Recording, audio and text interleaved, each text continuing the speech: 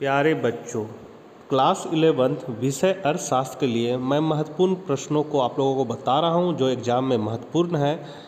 Set 1 से लेकर 4 तक मैंने कंप्लीट कर दिया है। ये 5वां सेट है और जैक द्वारा एक ही मॉडल प्रश्न पत्र जारी किया गया है, उसको भी मैंने बता दिया है। तो यदि आप लोगों ने पूर्व के वीडियो को नहीं देखा है तो आप लोग सबसे पहले चैनल को सब्सक्राइब कर लीजिए, घंटी के आइकन को दबाकर ऑल नोटिफिकेशन ऑन कर लीजिए और प्लेलिस्ट में जाकर आप देख सकते हैं। साथ ही मेरे DRGP 82 साइट में भी जाकर आप PDF वर्जन में नोट्स को देख सकते हैं। तो चलिए हम लोग आज कुछ नया सीखते हैं। आपका पहला क्वेश्चन है, केंद्रीय प्रवृत्ति के अंतर्गत कौन से माप आते हैं? तो केंद्रीय प्रवृत्ति के अंतर्गत माध्य, माध्यिका, बहुलक आते हैं। और यदि यहाँ रहता अपकिरण की माप के अंतर्गत कौन आते हैं तो उसमें माध्य विचलन, परमाप विचलन, चतुर्थक विचलन, ये सब आते हैं। तो यहाँ पर आपका केंद्रीय प्रवृत्ति बोल रहा है तो पहला का डी हो जाएगा, उपरोक्त सभी। दूसरा क्वेश्चन है आपका, आंकड़ों का चित्रमय प्रदर्शन कहलाता है। तो ये क्या कहलाता है? तो आंकड़ों का चित्रमय प्रदर्शन जो होता है वो प्रस्तुतिकरण कहलाता है, जबकि यहाँ प्रस्तुतिकरण ऑप्शन में नहीं दिया है, इसलिए इसमें डी हो जाएगा, इनमें से कोई नहीं। तीसरा है सांख्यिकी। तो सांख्यिकी क्या है? तो सांख्यिकी जो है वो क्या करता है कि तथ्यों को परस्पर तुलनीय बनाता है और जटिल तथ्यों को स्पष्ट भी करता है, इसलिए इसका डी ऑप्शन जो है बी और सी दोनों हो जाएगा। चौथा नंबर क्वेश्चन है, परिक्षेपण का कौन सा माप सर्वश्रेष्ठ माना जाता है?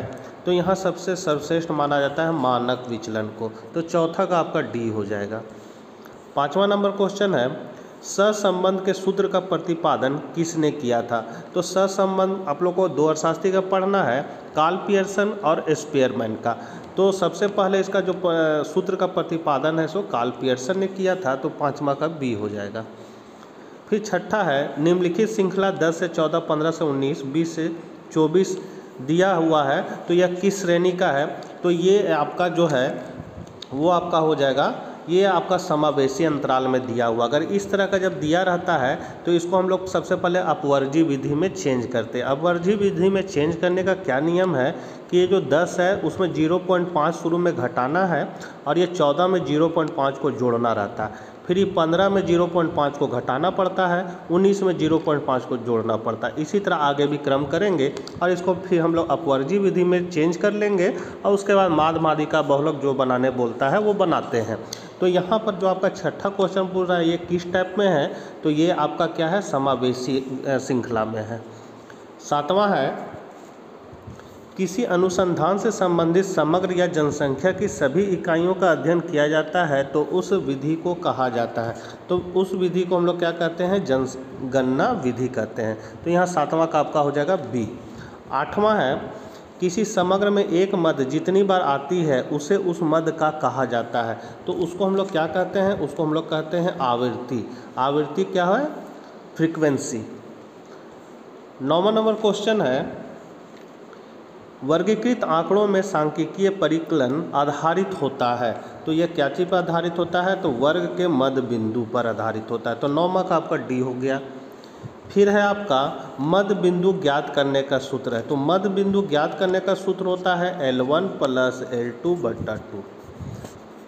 जैसे मान लीजिए आपका 10 से 20, 20 से 30 दिया रहेगा क्वेश्चन, 10 से 20, 20 से 30, तो ये जो शुरू वाला है ये L1 कहलाएगा, ये बाद वाला आपका L2 कहलाएगा। अब ये दोनों का मध्य बिंदु निकालना क्या है, तो क्या करेंगे, L1 + L2 कर देंगे और 2 से डिवाइड कर देंगे, तो ये हम लोग मध्य बिंदु ज्ञात कर सकेंगे। तो यहाँ पर कहाँ दिया हुआ है, ये डी ऑप्शन आपका करेक्ट है, L1 और सॉरी डी नहीं, सी ऑप्शन L1 + L2/2, तो सी हो जाएगा। 11 नंबर क्वेश्चन कह रहा है, अच्छी प्रश्नावली का गुण है। तो अच्छी प्रश्नावली का गुण क्या होता है? उचित क्रम है, उचित स्थान है, प्रश्न छोटे और स्पष्ट है, तीनों होना चाहिए, इसलिए इसमें इनमें से सभी हो जाएगा, डी ऑप्शन करेक्ट है। 12वां नंबर क्वेश्चन है, अर्थशास्त्र की दुर्लभता संबंधी परिभाषा के प्रतिपादक कौन है? तो दुर्लभता संबंधी परिभाषा जो है रॉबिन्स ने दिया था, 1932 में अपनी किताब लिखे थे ए nature of significance of economic science, और उसी में उन्होंने अर्थशास्त्र के दुर्लभता संबंधी परिभाषा को दिया था। अर्थशास्त्र का धन संबंधी परिभाषा कौन दिया था? Adam Smith. अर्थशास्त्र का भौतिक कल्याण संबंधी परिभाषा कौन दिया था? मार्शल ने।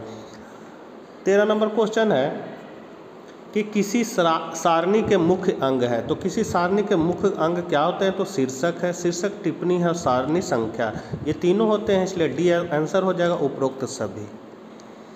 14 नंबर क्वेश्चन है निम्नांकित समांतर माध्य के सूत्रों में कौन सही है? तो समांतर माध्य मतलब होता है माध्य। माध्य का फॉर्मूला होता क्या होता है? सिग्मा एफ एक्स बट्टा सिग्मा एफ।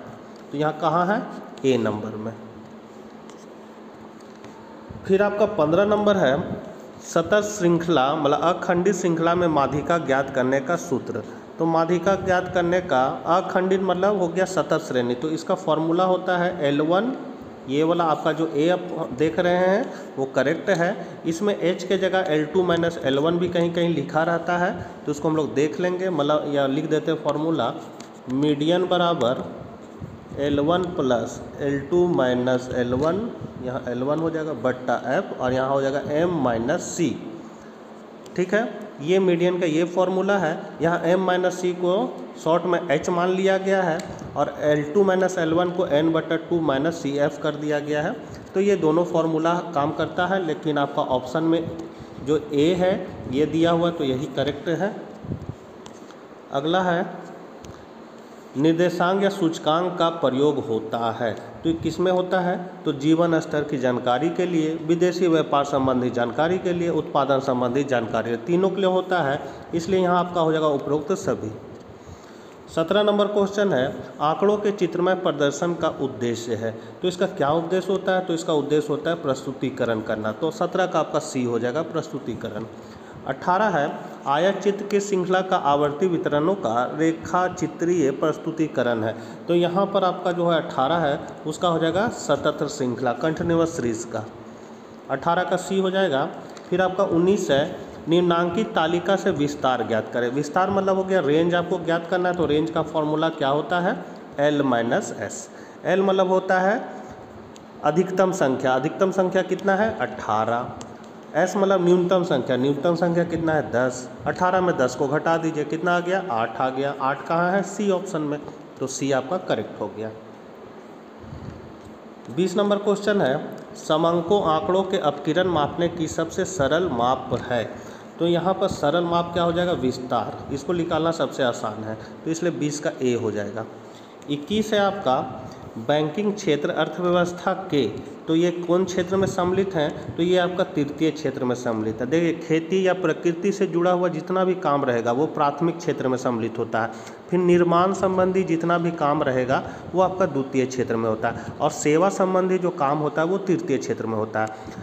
तो यहाँ पर निर्माण संबंधी मतलब है जैसे बांस का उत्पादन, फूल का उत्पादन करना, वो प्राथमिक क्षेत्र में हुआ। अब फूल का हम माला बना के बेच रहे हैं, बांस का हम लोग चटाई टोकरी बना कर बेच रहे हैं, तो निर्माण कर रहे हैं, तो ये आपका द्वितीय क्षेत्र का काम होगा। तो और यहाँ बैंकिंग है, तो बैंकिंग क्या एक तरह का सेवा क्षेत्र है, पैसा जमा करना और निकालना ये करना, तो सेवा है, तो इसलिए तृतीय क्षेत्र हो जाएगा। 22 नंबर क्वेश्चन है मानव विकास सूचकांक के अनुसार कौन सा देश इसके संकेतकों में सबसे आगे है? तो यहाँ सबसे आगे आपका चीन है, तो यहाँ पर 22 का सी हो जाएगा। 23 है शहरी क्षेत्रों में मुख्यतः पाया जाता है। तो शहरी क्षेत्रों में मुख्यतः क्या आता है? खुली बेरोजगारी पाई जाती है, और ग्रामीण क्षेत्रों में मुख्यतः क्या पाई जाती है? छुपी हुई बेरोजगारी। तो यहाँ शहरी है तो इसलिए खुली बेरोजगारी हो जाएगा। फिर टिस्को का पूर्ण रूप क्या है? तो हम लोग सभी जानते हैं Tata iron and steel company हम लोग कहते हैं, तो 24 का हो जाएगा सी।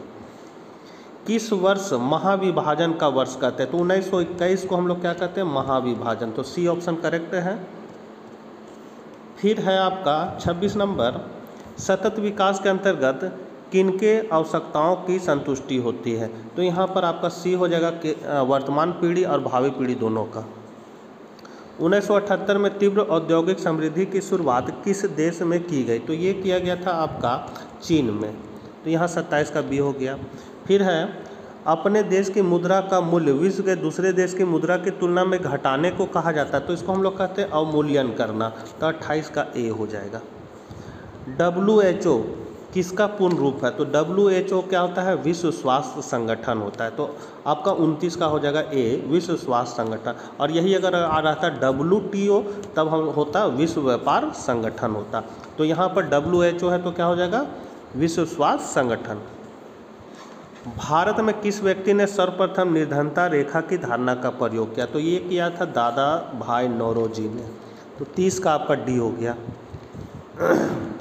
ब्रिटिश काल में भारत के प्रथम जनगणना कब संपन्न हुई? तो ये आपका हुआ था 1881 में। 32 नंबर है, प्रथम पंचवर्षीय योजना की प्राथमिकता उत्पादन था। तो क्या था?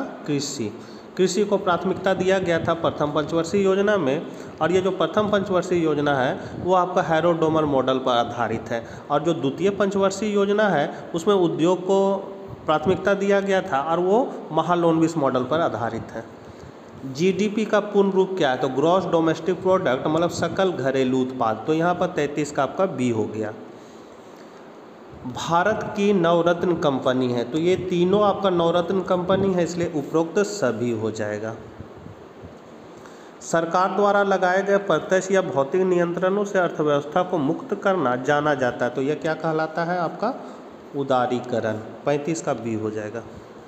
भारत में निर्धनता के रूप हैं। तो निर्धनता के रूप क्या है? तो कीमतों में वृद्धि हो जाएगा। कीमतों में वृद्धि, बढ़ती जनसंख्या, रोजगार के अवसरों का अभाव, ये सभी है निर्धनता के रूप में। तो यहाँ पर आपका डी ऑप्शन हो जाएगा, उपरोक्त सभी। 37 है, आधारिक संरचना की पूर्व शर्त है। तो पूर्व शर्त क्या है? तो यहाँ पर आपका पूर्व शर्त हो जाएगा आर्थिक विकास। तो सी ऑप्शन इसका करेक्ट है। 38 नंबर क्वेश्चन है, वर्तमान में कौन से राज्य में साक्षरता दर अधिक है? तो ये आपका त्रिपुरा में साक्षरता दर अधिक, मतलब ये जो ग्रुप दिया हुआ है इसमें त्रिपुरा हो जाएगा। और सबसे ज़्यादा साक्षरता दर कहाँ है? केरल में। फिर है 39, गैर वाणिज्यिक ऊर्जा के स्रोत हैं। तो गैर वाणिज्यिक है आपका ईंधन की लकड़ी। लास्ट क्वेश्चन है, पर्यावरण में हानिकारक पदार्थों की उपस्थिति को कहते हैं। तो हम लोग कहते हैं उसको प्रदूषण। तो यहाँ पर 40 का ए हो जाएगा। तो बच्चों ये थे आपके कुछ महत्वपूर्ण प्रश्न। और भी मैं वीडियो लाऊंगा जिसमें और भी महत्वपूर्ण प्रश्नों को बताऊंगा ताकि आपका एग्जाम अच्छे से हो जाए। तो मिलते हैं नेक्स्ट वीडियो के साथ, तब तक आज्ञा दीजिए, बाय बाय।